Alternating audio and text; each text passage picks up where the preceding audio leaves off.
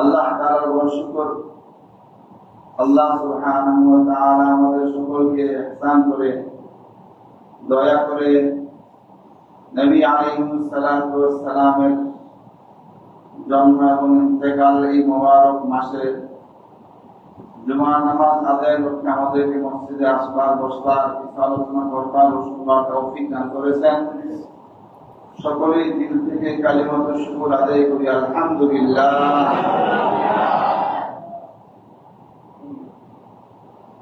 আজকের এই আলোচনায় প্রত্যেকটা শব্দ যদি মনোযোগ দিয়ে না শুনি এই আলোচনার আগে বলা বুঝে পাবেন না।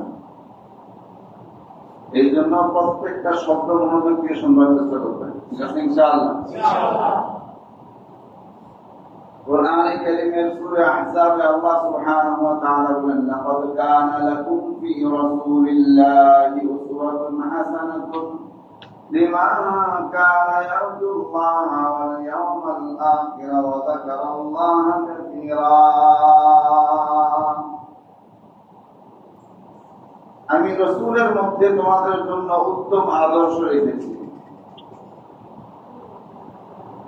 লিমান কানা ইয়ারজুল্লাহা ওয়াল ইয়াওমাল আখির, যে ব্যক্তি আল্লাহকে পেতে চায় এবং পরকালে তার পক্ষে থাকে, পরকাল পেতে চায়। ওয়া যাকারাল্লাহা কাসীরা, এবং সে আল্লাহ তাআলাকে অধিক পরিমাণে স্মরণ করে। এমন ব্যক্তির জন্য নবীজির মধ্যে রয়েছে আদর্শ। কথা বুঝে আসছে? যে আল্লাহকেও পেতে চায় না, পরকালকেও পেতে চায় না, আল্লাহ তাআলার স্মরণও করে না, ওর জন্য আদর্শ তো অন্যরা। কি বলেন? অন্য আয়াতে আল্লাহ সুবহানাহু ওয়া তাআলা বলেন সূরা আম্বিয়ার 157 নম্বর আয়াতে, সূরা আম্বিয়ার 157 নম্বর আয়াতে আল্লাহ তাআলা বলেন, ওয়ামা আরসালনাকা ইল্লা রাহমাতাল লিল আলামিন, আমি আপনাকে পুরা জগতের, বিশ্ব জগতের রহমত হিসেবে প্রেরণ করেছি। সুবহানাল্লাহ। নবী আলাইহিস সালাতু ওয়াস সালাম দুনিয়াবাসীর কাছে রহমত, বিশ্ব জগতের সকলের প্রতি রহমত। কিন্তু নবী আলাইহিস সালাতু ওয়াস সালামের জীবনের দুইটা দিক আছে। কয়টা দিক?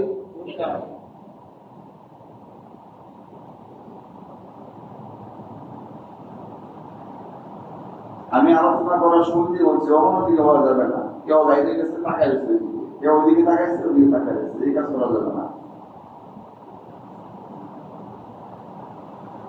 বলতে হবে নবী আলাইহিস সালাতু ওয়াস সালামের জীবনের কয়টা দিক? বলেন, আবার বলেন, কয়টা দিক? একটা হলো সিরাতুন নবী, আর একটা হলো মিলাদুন নবী। একটা হলো সিরাতুন নবী, আর একটা হলো মিলাদুন নবী।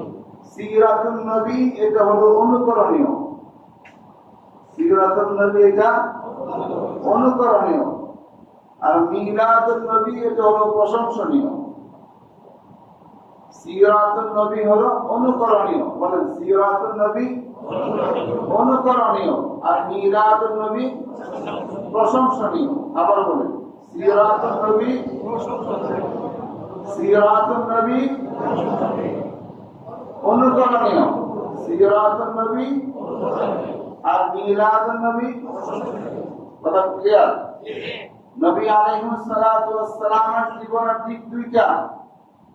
একটা হলো সিরাতুন নবী, এটা কি অনুকরণীয়, আর একটা হলো মিলাদুন নবী, এটা প্রশংসনীয়।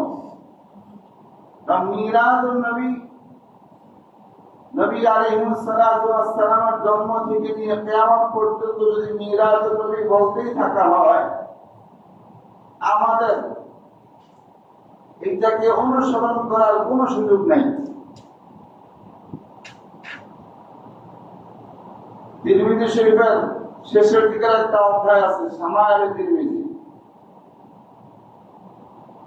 ওখানে নবী আলাইহিস সালাতু ওয়াস সালাম কিভাবে হাসতেন, হাসলে ওনার গালের ভাঁজ কোন গালে কিভাবে ভাঁজ পড়তো, চোখের ধরনটা কেমন হইতো, কপালের অবস্থাটা কেমন হইতো, পুরা চেহারাটা দেখতে কেমন দেখা যাইত, এই বর্ণনা আছে। এই যে বর্ণনা আমরা পড়লাম বা জানলাম, এতে আমাদের অনুকরণীয় কিছু আছে? বুঝে না, অনুকরণীয় কিছু নাই। আমি আর আপনি হাসলে এভাবে চেহারা চমকাবে না। আমি আর আপনি ঘামলে যে চেহারা থেকে কি বলে ঘাম পড়ে, এটা মতির মতো চমকায় না, বরং আমাদেরকে খুব ক্লান্ত লাগে। কি বলেন? কিন্তু নবী আলাইহিস সালাতু ওয়াস সালাম যখন ঘামতেন, ঘাম পড়তো, এক একটা ঘাম মনে হচ্ছে যে মতির মতো এক একটা মুক্তা চমকাচ্ছে। তাহলে এটা হলো মিলাদুন নবী। নবী আলাইহিস সালাতু ওয়াস সালামের জন্ম বিষয়, নবী আলাইহিস সালাতু ওয়াস সালামের ব্যক্তি সত্তার কিছু সিফাত গুণ। এই জন্য মিলাদুন নবী পালন করবার বিষয় নয়, বরং মিলাদুন নবী হলো বেশি থেকে বেশি আলোচনার বিষয়। মিলাদুন নবী পালন করবার বিষয় নয়, বেশি থেকে বেশি কি বিষয়? আলোচনার বিষয়, বুঝবার বিষয়। আর সিরাতুন নবী পালন করবার বিষয়। কথা বুঝে আসছে? আর মিলাদুন নবী, নবী আলাইহিস সালাতু ওয়াস সালামের জিন্দেগিতে কয়বার হয়েছে? তিনি কয়বার জন্মগ্রহণ করেছেন? একবার, নির্দিষ্ট একটা সময়ে। আর ওনার সিরাত, ওনার আদর্শ একটা মুমিনের জন্ম থেকে মৃত্যু পর্যন্ত প্রতিটা সেকেন্ডে, প্রতিটা মুহূর্তে নবী আলাইহিস সালাতু ওয়াস সালামের আদর্শ রয়েছে। এভাবেই তুমি তোমাকে গড়ে তোলো। কথা ঠিক কিনা? এই জন্য সিরাতুন নবী হলো আলোচনার বিষয় এবং মানার বিষয়। আল্লাহ আমাদের বুঝবার তৌফিক দান করেন। বাকি এখানে নবী আলাইহিস সালাতু ওয়াস সালামের জন্ম কবে হয়েছে কে বলতে পারেন? আবার বলছি, নবী আলাইহিস সালাতু ওয়াস সালামের জন্ম আরবি মাসের কবে হয়েছে?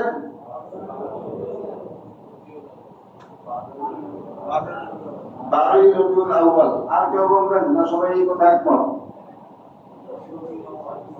হ্যাঁ, কিছু কম বেশ আছে। আল্লামা ইবনে কাসির রাহিমাহুল্লাহু তাআলা আল বাদাইন ওয়াস সানাঈ কিতাবের মধ্যে এই ব্যাপারে 7টা অভিমত আনেছেন। কয়টা অভিমত? 7টা অভিমত এনেছেন। এর একটা হলো, কেউ কেউ বলেন রবিউল আউয়াল মাসের 2 তারিখে নবী আলাইহিস সালাতু ওয়াস সালামের জন্ম। কেউ কেউ বলেন রবিউল আউয়াল মাসের 8 তারিখে নবী আলাইহিস সালাতু ওয়াস সালামের জন্ম। কেউ বলেন রবিউল আউয়াল মাসের 10 তারিখে নবী আলাইহিস সালাতু ওয়াস সালামের জন্ম। কেউ বলেন রবিউল আউয়ালের 12 তারিখে নবী আলাইহিস সালাতু ওয়াস সালামের জন্ম। কেউ বলেন রবিউল আউয়ালের 17 তারিখে নবী আলাইহিস সালাতু ওয়াস সালামের জন্ম। আবার কেউ বলেন রবিউল আউয়ালের 8 তারিখে নবী আলাইহিস সালাতু ওয়াস সালামের জন্ম।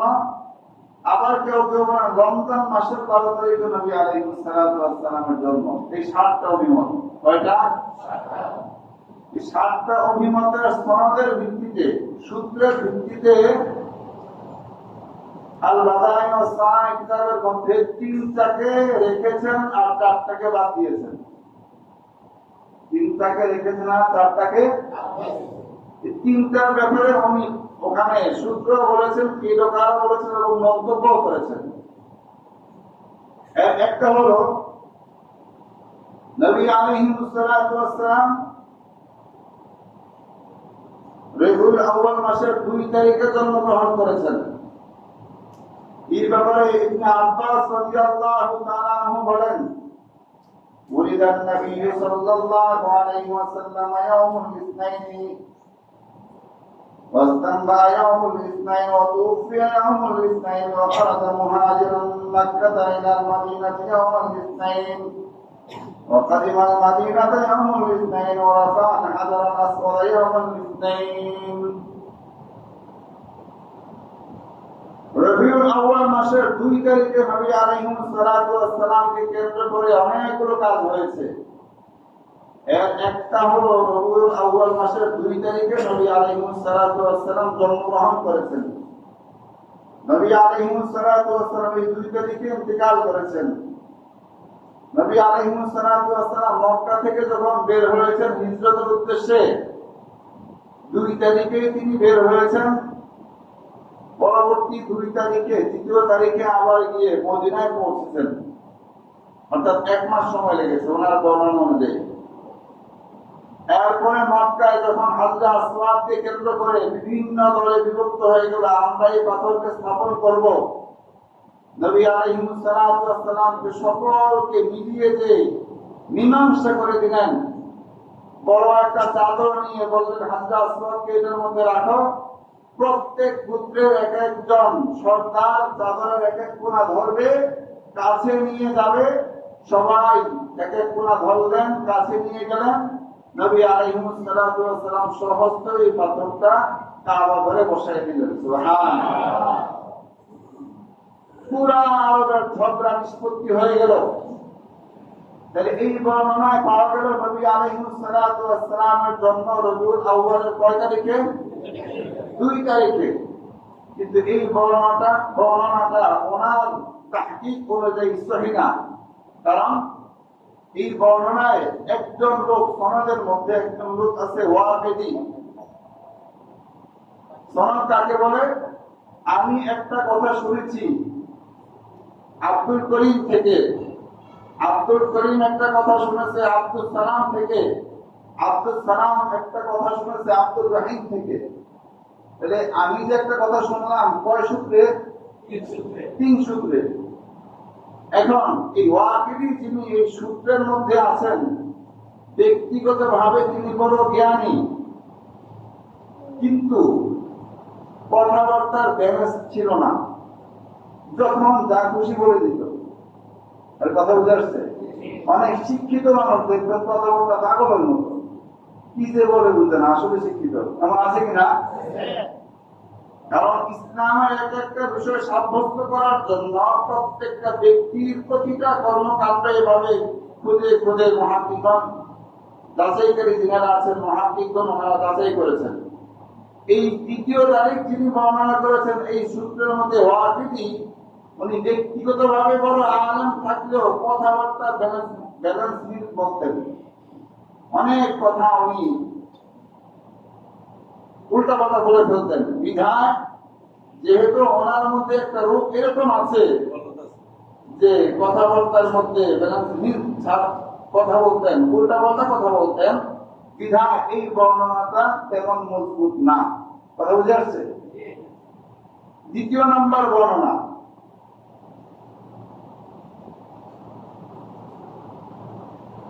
দ্বিতীয় নম্বর বর্ণনা হলো মুহাম্মদ ইবনে ইসহাক রাহিমাহুল্লাহু তাআলা যে বর্ণনা নকল করেছেন, কানা মাউলিদুন নবী সাল্লাল্লাহু আলাইহি ওয়াসাল্লাম মিন আমুল ফিল। নবী আলাইহিস সালাতু ওয়াস সালাম বস্তি বাহিনীর যে ঘটনা ঘটেছিল কাবায়, ওই বছর তিনি জন্মগ্রহণ করেছেন। কোন ঘটনার বছর বলেন না? কোন ঘটনার বছর? আব্রাহা হাতির বিশাল একটা বহর নিয়ে কাবাগরকে ভেঙে ফেলার জন্য এসেছিল। যখন কাবার কাছাকাছি গিয়েছে, মিনার কাছাকাছি জায়গায়, তখন আল্লাহ সুবহানাহু ওয়া তাআলা পাখি পাঠিয়ে তাদের সকলকে সমূলে ধ্বংস করে দিয়েছেন। এই হলো বিশাল ঘটনা, এক কথায় বললাম। কথা বুঝে আসছে? এটাকে হাতির ঘটনা বলা হয়। কোরআনে কারিমে এই বিষয়ে এক সূরা আছে, সূরা ফিল।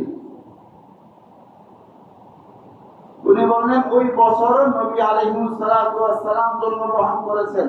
কয় তারিখে? এই কথা বলতে গিয়ে বলেন এই ঘটনার 50 দিন পরে। এই ঘটনার কতদিন পরে? যেই দিন আল্লাহ তাআলা পাখি পাঠিয়ে হাতি বাহিনীকে ধ্বংস করে দিয়েছেন, এই ঘটনার কতদিন পরে নবী আলাইহিস সালাতু ওয়াস সালামের জন্ম? 50 দিন পরে নবী আলাইহিস সালাতু ওয়াস সালামের জন্ম। তাহলে এবার আমাদেরকে খুঁজে বের করতে হবে ঘটনাটা কবে হয়েছিল। ঘটনাটা কবে হয়েছিল যদি তালাশ করা হয় তাহলে দেখা যায় মুহররম মাসের 13 দিন বাকি থাকতে এই ঘটনা হয়েছিল।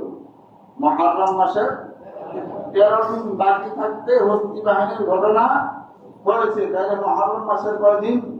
13 দিন। এবার সফর মাসের যদি 29 তারিখ ধরা হয় তাহলে 29 দিন। কি বলেন? 13 আর 29 কত বলেন না? 42।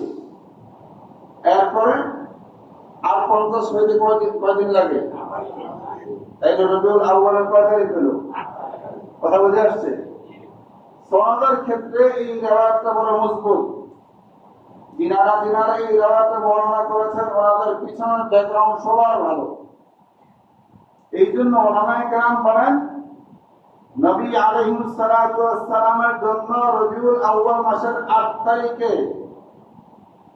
এইটা বিশুদ্ধ, আর নবী আলাইহিস সালাতু ওয়াস সালামের জন্ম রবিউল আউয়ালের 12 তারিখে এটা প্রসিদ্ধ। কয়টা কথা বললাম? একটা হলো বিশুদ্ধ, কয় তারিখেরটা? আর একটা হলো প্রসিদ্ধ, কয় তারিখেরটা? 12 তারিখেরটা হলো প্রসিদ্ধ। 12 তারিখেরটা প্রসিদ্ধ, এই ব্যাপারে একটা প্রমাণ আছে। প্রমাণ হলো ولد النبي صلى الله عليه وسلم في يوم الاثنين الثاني عشر من شهر ربيع الأول। এই অর্থাৎ নবী আলাইহিস সালাতু ওয়াস সালাম রবিউল আউয়াল মাসের 12 তারিখে জন্মগ্রহণ করেছেন। এই বর্ণনা যিনারা করেছেন ওনাদের সূত্রের মধ্যে একজনের নাম হলো আফফান। একজনের নাম কি? আফফান। আফফান বর্ণনা করেছেন, উনি বলেন আমি বর্ণনা করলাম সাঈদ থেকে। অর্থাৎ উনি ওনার ওস্তাদ বানাইছে কাকে? সাঈদকে। উনি ওনার ওস্তাদ কাকে বানাইছেন? একটু বুঝবেন। উনি ওনার ওস্তাদ বানাইছেন সাঈদকে, যে আমি সাঈদ থেকে শুনেছি। এবার সাঈদের জন্ম আর আফফানের মৃত্যু, আফফানের জন্ম এবং সাঈদের মৃত্যু যদি তালাশ করা হয় তাহলে মাঝখানে বিশাল এক গ্যাপ পাওয়া যায়। অথচ ওস্তাদ ছাত্র হওয়ার জন্য সমবয়সী হওয়ার প্রয়োজন, এক সময়ের হওয়ার প্রয়োজন। কি বলেন? অর্থাৎ ওস্তাদের জীবদ্দশায় ছাত্র যদি তার হায়াত থাকে, ভিন্ন হায়াত থাকে, সে দুনিয়াতে থাকে, তাহলে তার ছাত্র হতে পারে। আর অথবা ছাত্র হবে এক ওয়াসিতা, এক মাধ্যমে। আমার বয়স এখন 40+, তাহলে আমার ওস্তাদের বয়স হতে হবে মিনিমাম 50+। কি বলেন? এখন ওস্তাদ মানে গেছে, এখন একটু কথাটা বুঝেন। যেমন আফফান যিনি এই রিওয়ায়াত নকল করেছেন যে নবী আলাইহিস সালাতু ওয়াস সালামের জন্ম রবিউল আউয়ালের 12 তারিখে, ওনার জন্ম হলো 134 হিজরি। কত হিজরি? 134 হিজরি। আর তিনি যে বললেন আমি সাঈদ থেকে শুনেছি, সাঈদের মৃত্যু 110 হিজরি। সাঈদের মৃত্যু কত হিজরি? 110 হিজরি হলো সাঈদের মৃত্যু, আর ছাত্রের জন্ম 134। তাহলে মাঝখানে কত ব্যবধান? বোঝা গেল মাঝখানে একজন ওস্তাদ ছিল, ওই ওস্তাদের নাম এখানে আসে নাই। ওস্তাদের নাম এখানে কি হয় নাই? বিধান বোঝা গেল এই বর্ণনাটা প্রসিদ্ধ কিন্তু বিশুদ্ধ না। এই কথা বুঝে আসছে? এই বর্ণনাটা প্রসিদ্ধ কিন্তু কিনা বিশুদ্ধ। বর্ণনা কোনটা? 8 তারিখ। বিশুদ্ধ বর্ণনা কোনটা? 8 তারিখ। এবার আসেন, নবী আলাইহিস সালাতু ওয়াস সালামের জন্ম 8 তারিখ যদি আমরা বিশুদ্ধ ধরি বিভিন্ন বর্ণনার ভিত্তিতে, সনদের ভিত্তিতে, তারপরেও এই দিনকে উপলক্ষ করে আমাদের কোন পালনীয় বিষয় আছে কিনা, এর সুস্পষ্ট জবাব হলো এই দিনকে কেন্দ্র করে আমাদের কোন বিষয় পালনীয় নাই। তবে হ্যাঁ, যেহেতু সোমবার ছিল, সেহেতু নবী আলাইহিস সালাতু ওয়াস সালাম জীবনে প্রত্যেক সপ্তাহে সোমবার আর বৃহস্পতিবার রোজা রাখতেন। প্রত্যেক সপ্তাহে সোমবার এবং বৃহস্পতিবার। যদি কেউ এই দিন অর্থাৎ বার, দিনের তো কোনো আমল নাই, বার কেউ যদি ধরা হয় আর কেউ সেটাকে পালন করতে চায়, তাহলে তার জীবনের পালনীয় আমল হলো প্রত্যেক সপ্তাহের সোমবার এবং প্রত্যেক সপ্তাহের বৃহস্পতিবার, এই 2 দিন সাপ্তাহিক রোজা। কথা বুঝে আসছে? এইটাকে বলা হয় নবীজির সিরত। এটাকে বলা হয় নবীজির কি? সিরত। সুরতের ব্যাপারে বলবার, বর্ণনা দেওয়ার, এইটা কোন মানুষের আমার হক সম্ভব না। কারণ এ ব্যাপারে শেখ সাদি রাহিমাহুল্লাহ তাআলা বলেন, ইয়া সাহিবাল জামালি ওয়া ইয়া সাইয়্যিদাল বাশার,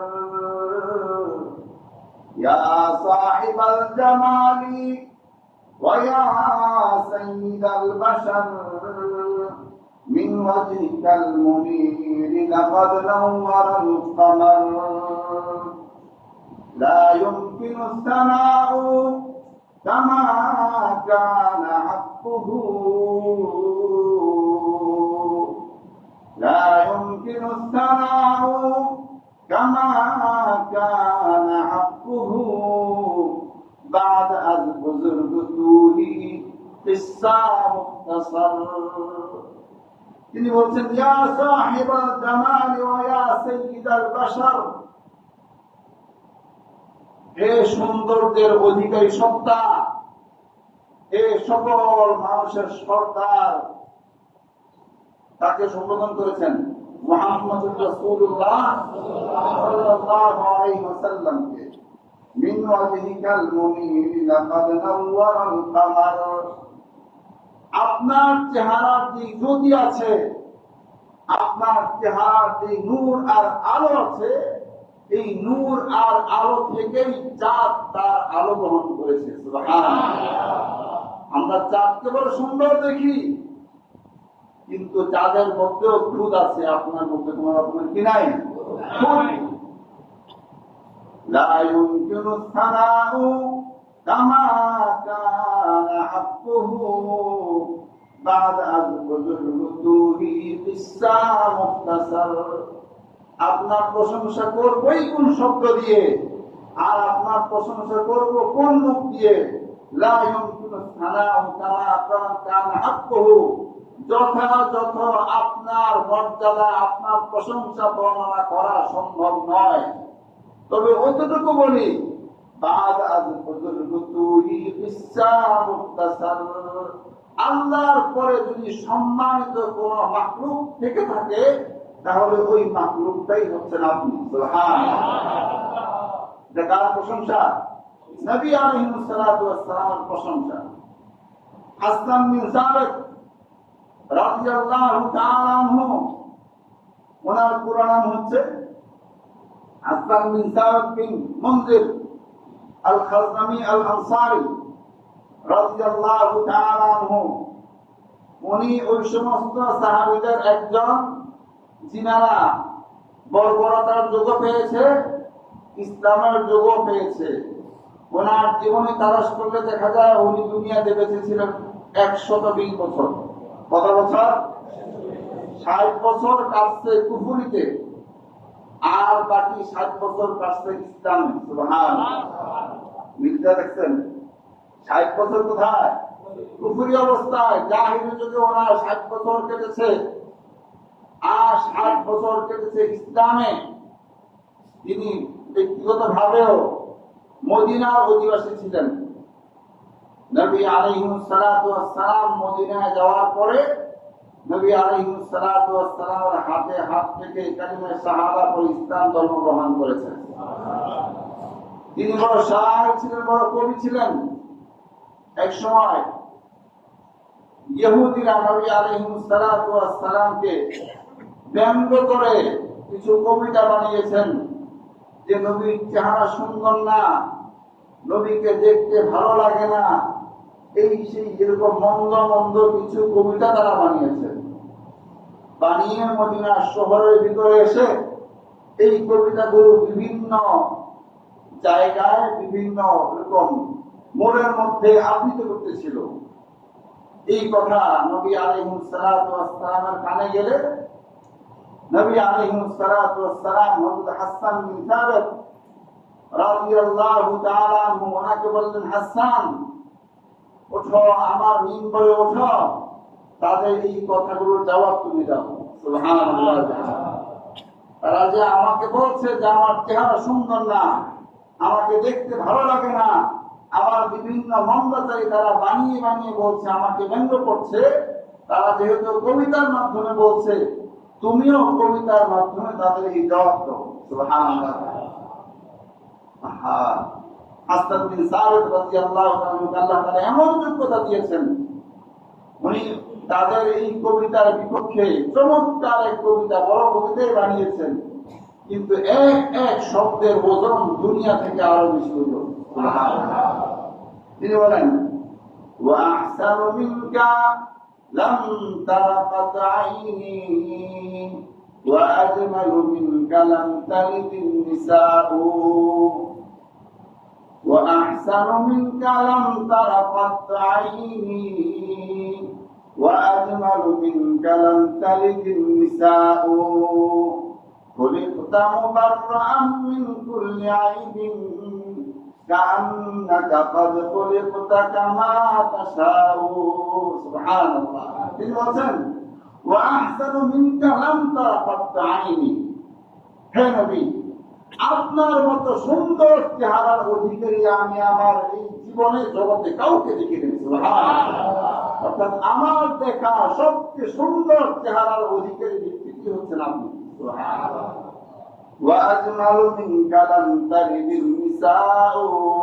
পৃথিবীতে যত মা, যত নারী সন্তান জন্ম দিয়েছেন, আপনার মতো সুন্দর সন্তান কাউকে জন্ম দেন নাই।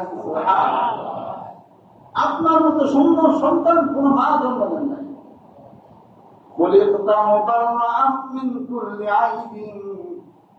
আল্লাহ আপনাকে সকল দোষ থেকে মুক্ত রেখেই তারপরে দুনিয়াতে জন্ম দিয়েছেন। সুবহানাল্লাহ।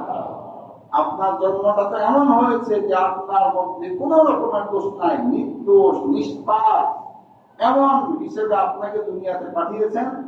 কাআন্নাকা কাদ খুলিকতা কামা তাশাউ, ঘটনাটা যেন এমন হলো আপনি আল্লাহকে বলছেন, আমাকে এমন তৈরি করা হোক, আমাকে এমন বানানো হোক, আপনার কথা অনুযায়ী আল্লাহ আপনাকে বানিয়েছেন। সুবহানাল্লাহ।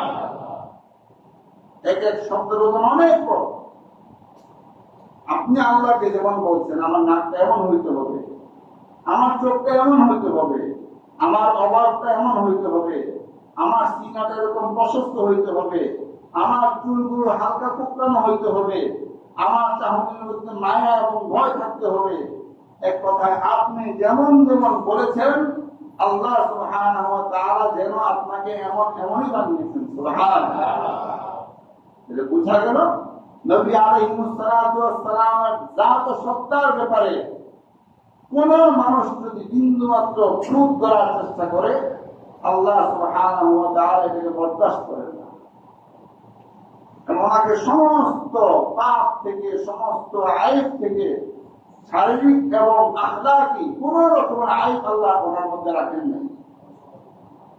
বিশুদ্ধ হাদিস জানেন, আমাদের আয়েশা রাদিয়াল্লাহু আনহা এক সময় নবী আলাইহিস সালাতু ওয়াস সালামকে বলতেছিলেন, ইয়া রাসূলুল্লাহ, নামাজের মধ্যে এত লম্বা চূড়া সময় দাঁড়িয়ে আপনি নামাজ আদায় করছেন, আপনার পা মুবারক খুলে যাচ্ছে, অথচ আল্লাহ তাআলা আপনাকে আগের পরের পিছনের তো কোনো গুনাহ হয় নাই, সামনেও হবে না, এরপরে আল্লাহ অগ্রিম পর্যন্ত গুনাহ ক্ষমা আপনাকে জানিয়ে দিয়েছেন, তারপরেও আপনি লম্বা সময় দাঁড়িয়ে এরকম নামাজ আদায় করছেন, কষ্ট করছেন।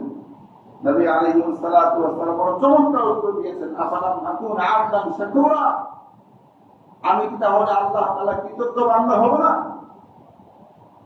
দেখেন, এত মর্যাদার অধিকারী হওয়ার পরেও ওনার একটা আখলাক, যাকে বলা সিরাত, একটা কথা বলি শুধু সিরাতের। নবী আলাইহিস সালাম বলেন, আকুলু কামা ইয়াকুলুল আবদ, কতটুকু কথা, আকুলু কামা ইয়াকুলুল আবদ, আমি যে দুনিয়াতে খাবার খাই, খাবার খাওয়ার ধরনটা গোলাম যেভাবে মনিবের সামনে নতজানু হয়ে খাবার খায়, আমিও দুনিয়াতে এভাবে নতজানু হয়ে খাবার খাই। সুবহানাল্লাহ। এটা হলো আদর্শ। আজকে আমাদের খাবারের আদর্শ পর্যন্ত ফলো করি। বাম হাতে চা পান করতেছি, বাম হাতে বোতল একটা লইয়া বাস ঠান্ডা কিছু পান করতেছি, শরবত পান করতেছি, এরকম জুস পান করতেছি। এটা কি যুগের আদর্শ? বলেন না আদর্শ? ঠিক কথা। একটা আদর্শ ফলো করি আমরা। দাঁড়িয়ে পান করতে নিষেধ করা হয়েছে। অনেকে এটা নিয়ে এলোমেলো বললো, ইদানিং বিজ্ঞানীরা বলছে হ্যাঁ পানি পান করলে বসেই পান করতে হবে। আপনার জীবনে এক ফোঁটা পানিও যদি দাঁড়িয়ে পান করেছেন, কতটুকু আপনার কিডনির উপরে আপনি জুলুম করেছেন। যারা দাঁড়িয়ে পানি পান করে তাদের দ্রুত কিডনি নষ্ট হয়। যত কারণ আছে কিডনি নষ্ট হওয়ার, একটা কারণ এইটা দাঁড়িয়ে পানি পান করা। শুধুমাত্র মুস্তাকিল জমজমের পানি যেহেতু সারা দুনিয়ার পানির বিকল্প ভিন্ন একটা পানি, এটা অন্য কোনো তুলনা হয় না, ওইটার ক্ষেত্রে আদাব হলো ক্যাবলামুখী হয়ে দাঁড়িয়ে পানি পান করা। কথা বুঝে আসছে? বসে পান করা জায়েজ। আদাবের কথা বলা হয়েছে। আদাব ক্যাবলামুখী হয়ে দাঁড়িয়ে পানি পান করা, একবারে পেট ভরে পানি পান করা। আল্লাহ সুবহানাহু ওয়া তাআলা আমাদের সকলকে নবী আলাইহিস সালাতু ওয়াস সালামের প্রত্যেকটা সিরাত নিজের জীবনে বাস্তবায়ন করার তৌফিক দান করেন। আমিন। ওয়া মা আলাইনা ইল্লাল বালাগুল মুবিন।